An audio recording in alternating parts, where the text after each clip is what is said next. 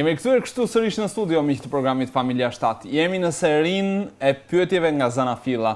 Edhe kemi folur pak javë më parë për krijimin e universit, e tokës, edhe gjithë sistemi tonë diellor, Big Bangun, teoria e krijimit sipas shkencëtarëve. Po sot do të fokusohemi tek krijimi i njeriut. Të gjitha këto tema që unë sapo përmenda mund t'i gjeni në kanalin ton të YouTube-it në TV7 Albania, po gjithashtu nëse jeni të interesuar për artikuj të ndryshëm në lidhje me përgjigjet në zanafill, mjafton të shkoni te websajti answersingenesis.org ose shkruani në Google Answers in Genesis dhe do t'ju shfaqet në kërkim pikërisht websajti i kësaj organizate ku ka mira artikuj në lidhje me pyetjet mbi zanafillën. Sot, si gjithmonë, kam të ftuar profesor Mortenson, i cili do të na tregoj pak më shumë mbi origjinën e qenies njerëzore. Mirë se erdhe Teri, edhe është kënaqësi të kemi sot sërish së bashku mes nesh. Është kënaqësi të jemi ju, Besi. Sot do të flasim pak mbi krijimin dhe ekzistencën e qenies njerëzore, si erdhi ajo në jetë, kur është krijuar edhe gjëra të tilla, dhe pikërisht ne e dimë nga Bibla që Adami ishte krijesa e parë, por kur erdhi ai në ekzistencë, sepse ka teori të shkencëtarëve të ndryshëm evolucionistë, të cilët pretendojnë që qenia njerëzore ka zanafillën 200.000 apo 400.000 vjet më parë.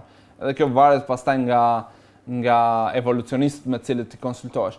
Por çfarë a shkon në harmoni kjo me atë që na mëson fjala e Perëndis? Çfarë na tregon Bibla në lidhje me këtë?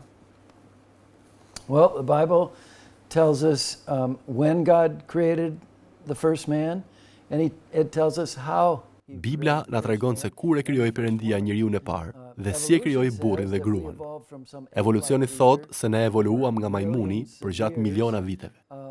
Kështu që njeriu është thjesht kafsh, por Bibla thot se Perëndia e krijoi njeriun në mënyrë unike, ndryshe nga krijesat e tjera, sipas shëmbëltyrës së Zotit. Adamin e krijoi nga pluhuri në mënyrë të mbinatyrshme dhe Evën e krijoi nga brinja e Adamit. Te zanafilla 5 dhe 11, Bibla tregon që ishin 2000 vite nga Adami te Abrahami. Disa vargje në Bibël thonë që Abraham jetoi rreth 2000 vite para Jezusit, kështu që Adami u krijua rreth 6000 vite më parë. Ndaj nuk jemi thjesht një shenjë më e lartë, por jemi unik.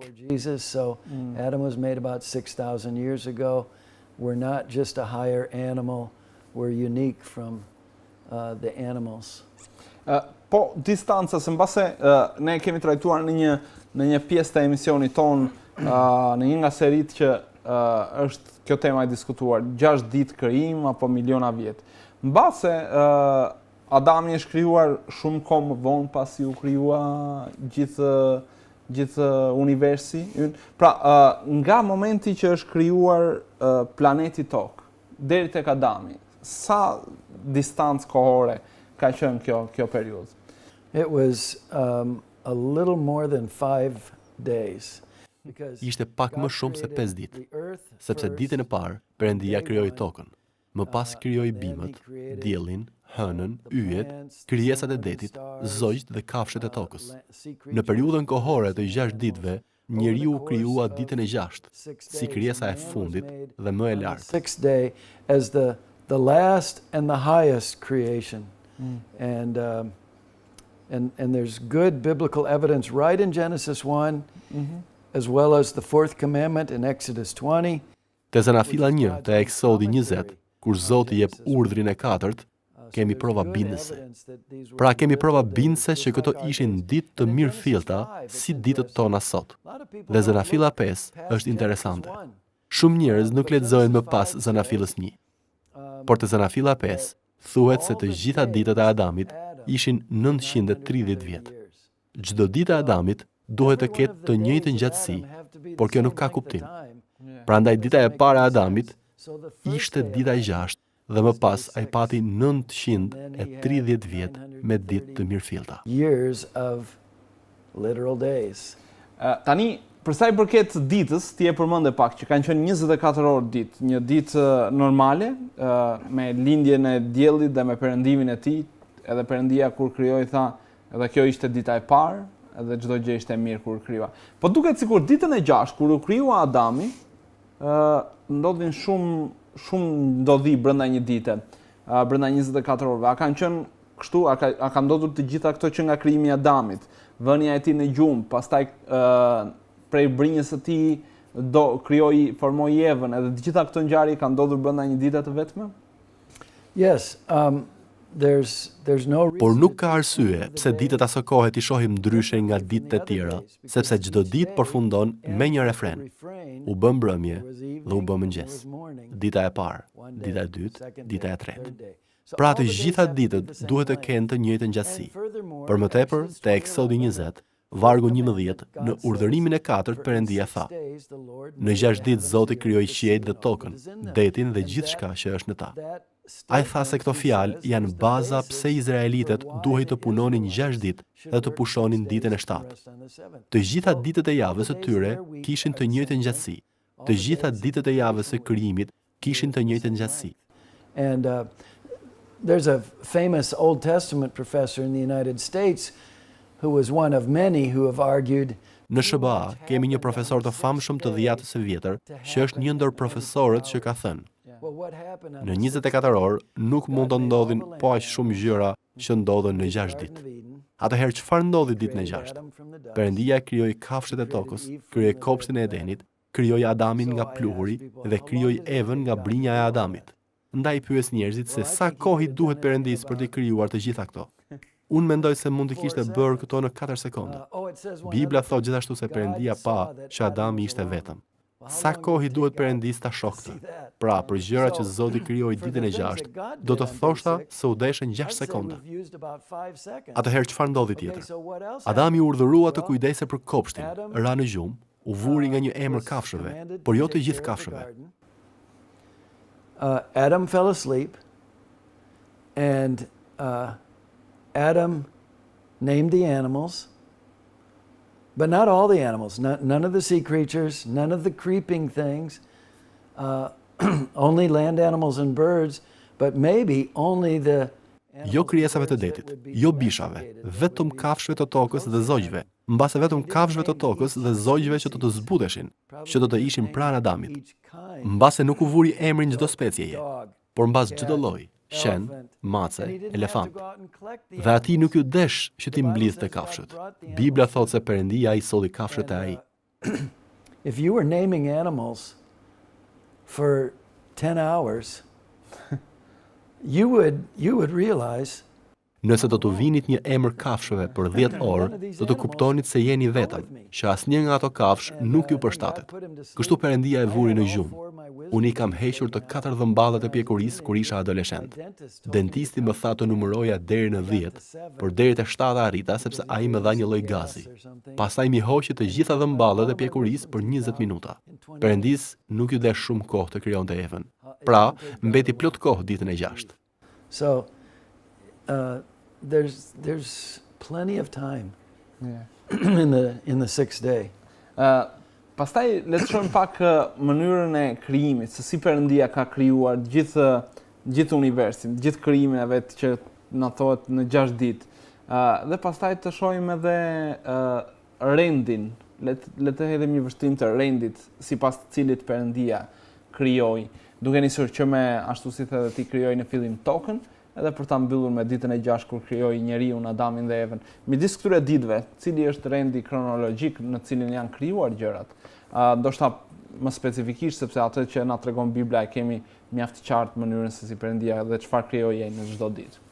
Well, God says as far as plants and animals, God created the plants first on day 3, all the different kinds of land plants. Për sa u përket bimëve dhe kafshëve, ditën e 3 fillimisht Perëndia krijoi bimët, gjithë llojet e ndryshme të bimëve. Diellin, hënën dhe yjet i krijoi ditën e 4. Tashmë e kishte krijuar tokën ditën e parë. Më pas krijoi krijesat e detit dhe zogjt. Ditën e 5 krijoi kafshët e tokës dhe ditën e 6 krijoi njeriu. Ai e krijoi njeriun të fundit. Rendi i ngjarjeve është interesant. Evolucioni thotë se jeta filloi në oqeane. Bibla thotë se bimët u krijuan para peshqve. Evolucioni thotë se dinozaurët evoluan në zogj. Bibla thotë se zogjt u krijuan para kafshëve të tokës, pra para dinosaurëve. Animals and therefore before dinosaurs. So there's no way to harmonize Genesis with the evolution story. Nuk kemi si ta harmonizojmë Biblën me historinë e evolucionit. Edhe nëse përdoren miliona vite, prap rendi është i gabuar. Unë kam përmendur vetëm disa prej kontradiktave. Adami ishte krijesa e fundit dhe më e larta, sepse thuhet që Perëndia e urdhëroi njeriun të sundonte mbi peshqit e detit dhe zogjet e qiellit dhe gjithçka që lëviz mbi tokë. Fjala të sundosh nuk do të thotë të abuzosh dhe të shpërthesh, por do të thotë të sundosh me qëllim të mirë, të sundosh krijimin nën Perëndin. Perëndia është sunduesi sovran. Njeriu duhet të kujdeset për krijimin, ta përdor krijimin për të mirën e tij dhe për lavdinë e Perëndisë. Care for the creation, to use the creation for the good of man and for the glory of God. Po që nga Adami, që nga krijimi i Adamit deri në ditët e sotme, kur jemi duke folur tani, sa e gjatë është kjo periudhë historike në terma të viteve, sa vjet kanë kaluar që nga krijimi i Adamit deri në ditët e sotme me parafërsi patjetër. Well, Genesis 5 has the genealogy from Adam to Noah. Te Zanafilla 5 na jepet genealogjia nga Adami te Noeu. Te Zanafilla 11 na jepet genealogjia nga Kemi që ishte në ark me Noeun deri te Abrahami. Ka disa vargje në dhjetën e vjetër dhe të re që na ndihmojnë të dimë lindjen e Abrahamit 2000 vjet para Jezusit. About 2000, little more than 2000 years before Jesus. Dhe kur mbarojmë informacionin kronologjik të Zanafilla 5 dhe 11, kuptojmë që Adami jetoi 2000 vite para Abrahamit. Pra, i gjithë krijimi është pak më shumë se 6000 vjeçar. So, the whole creation is a little more than 6000 years. Po, si përfundim, çfarë mund të nxjerrim nga kjo temë ose në fundit për çfarë na shërben e gjitha kjo? Për çfarë është e rëndësishme të dimë këto gjëra? If we're descended from animals, then we're just animals. And lions rip gazelles apart for food. Nëse përjardhja jon është nga kafshët, atëherë jemi thjesht kafsh. Luanët i shqyejnë gazelat për ushqim. Atëherë cili është ndryshimi nëse vrasim njerëz të tjerë? Nëse jemi vetëm kafsh, nuk ka një bazë për të drejtën dhe të gabuarën. Ka shumë lloje krijesash ku mashkulli kryen marrëdhënie seksuale me çdo femër që do. Nuk ekziston ndjesia e familjes. Pra, nëse jemi thjesht kafsh, pse të mos kemi marrëdhënie seksuale me këtë duam? Çfarë është familja? Bibla na mëson se Perëndia e krijoi njeriun. Krijoi gjinin, mashkull dhe femër. Ka vetëm 2 gjini sipas Biblës. Këto nuk janë shpikjet e njeriut. Perëndia krijoi mashkull dhe femër.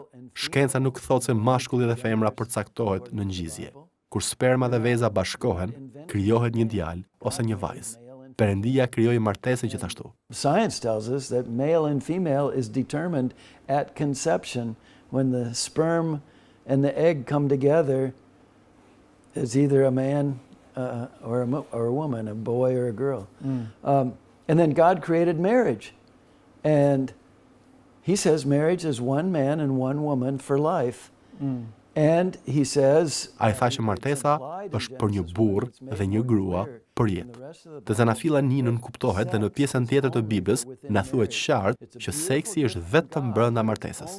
Është një dhuratë e bukur nga Perëndia, por është vetëm brenda martesës. Kur shkelim ligjin e Zotit, kur e refuzojmë rendin e krijimit të tij, herë ta vonë do të vuajmë pasoja negative. Do të kemi familje të shkatëruara, fëmijë të lënduar dhe të poshtjelluar, sëmundje seksualisht të transmetueshme, probleme psikologjike dhe probleme në marrëdhënie.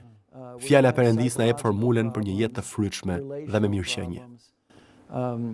God's word gives us the formula for a fruitful and a prosperous life.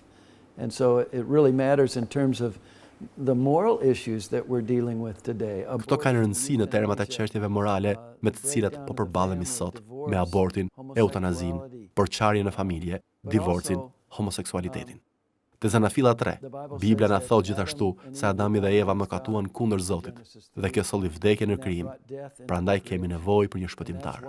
Te Zanafilla 11 thuhet se Zoti i ndau njerëzit duke u dhënë në mënyrë të mbinatyrshme gjuhë të ndryshme. I detyroi të ndaheshin. Pra kemi grupe të ndryshme njerëzish, gjuhë të ndryshme, por të gjithë janë pasardhës të Adamit. Të gjithë janë krijuar sipas shëmbëltyrës së Zotit. Të gjithë kanë trashëguar mëkatin. Prandaj të gjithë kanë nevojë për një shpëtimtar. Inherited a sin problem and therefore they all need a savior. And so there's only one race, the human race. Ka vetëm një racë, raca njerëzore, raca Adamit. Shpesh u them njerëzve, herën tjetër që do të plotësosh një formular për shtetin, shkruaj raca Adamit. Kjo do të shkaktojë disa vështirësi burokratike. Difficulty.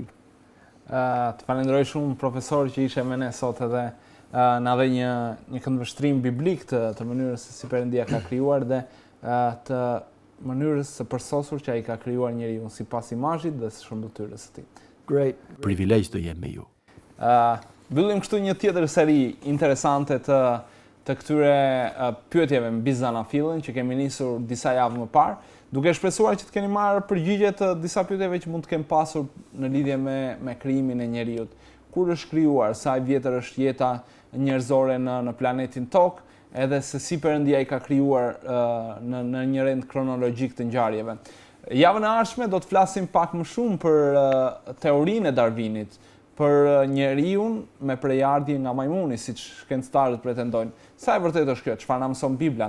Pyetje të tilla do t'i gjeni gjithashtu, përgjigjet e cilave do t'i gjeni gjithashtu edhe në website-in answersingenesis.org, pra mund të klikoni për website-in për më shumë pyetje mbi zanafillin edhe krijimin, po gjithashtu edhe mjafton të shkruani në Google Answers in Genesis dhe do të keni mjaftueshëm informacione mbi tema mbi zanafillin. Bashkë ne do të shihemi të dielën e ardhshme, ashtu siç tham pak më parë, me një tjetër temë interesante me profesor Mortenson. Unë ju uroj një javë të bekuar, sa më pak të lodhshme. Shihemi të dielën e ardhshme në orën 20.